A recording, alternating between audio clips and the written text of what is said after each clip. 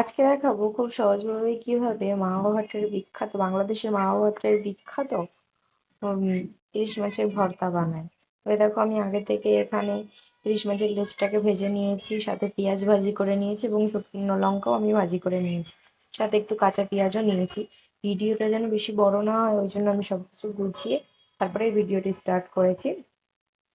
আমি এখানে ওই যে শুকনো লঙ্কা যেটা ভাজি করেছিলাম তার সঙ্গে ভাজা পেঁয়াজ একসঙ্গে লবণের সাথে মেখে নিচ্ছি।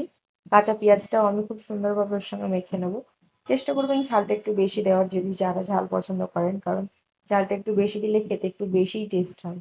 তো আমি শুকনো লঙ্কা, পেঁয়াজ ভাজি, কাঁচা পেঁয়াজ সবগুলো একসঙ্গে ভালো করে মাখিয়ে নিচ্ছি লবণ দিয়ে। তারপরে আমি ওতে সামান্য একটু পরিমাণে নর্মাল সর্ষের তেল দিয়ে দেবো এবং ইলিশ মাছটা আমি যেই সর্ষের তেলে ভেজেছি সেই ইলিশ মাছের তেলটাও আমি ওতে কিছুটা দিয়ে দেবো। চেষ্টা করবে এখানে তেলটা একটু বেশি দেওয়ার। তেলটা বেশি দিলে কি খেতে একটু টেস্ট বেশি হবে। আমি কিন্তু ইলিশ মাছের লেজ থেকে কাটা অনেক সুন্দরভাবে বেছে ছাড়িয়ে নিয়েছিলাম। তো তোমরাও চেষ্টা করবে যাতে ইলিশ মাছের লেজের যে কাঁটাগুলো থাকে সেগুলো একটু সুন্দরভাবে বেছে পরিষ্কার করে নেওয়া। আমি অনেক সুন্দর করে বেছেছি, তারপরেও আমি খেতে গিয়ে দুটো কাঁটা পেয়েছি, দুটো তিনটে কাঁটা আমার বেরিয়েছে। তো ওটা হতেই পারে। যাই হোক, তারপরে ওই পেঁয়াজ টেয়াজ ওই মশলাগুলো যেগুলো দিয়েছি ওগুলো সুন্দর করে মাখিয়ে নেওয়ার পরে ওই দেখো, মাখতে মাখতে আমার এখনো দুটো তিনটে কাঁটা বার হচ্ছে।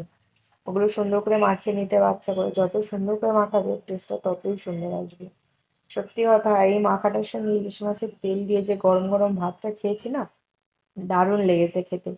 এরকম মাখা যদি পাওয়া যায় মাঝে সাঝে, তাহলে তো খাওয়ার মজাই চলে আসে না? তো তোমরাও একদিন চেষ্টা করে দেখো। আর আমার মিনি ব্লগটা এই পর্যন্ত, সবাই লাইক কমেন্ট শেয়ার করো।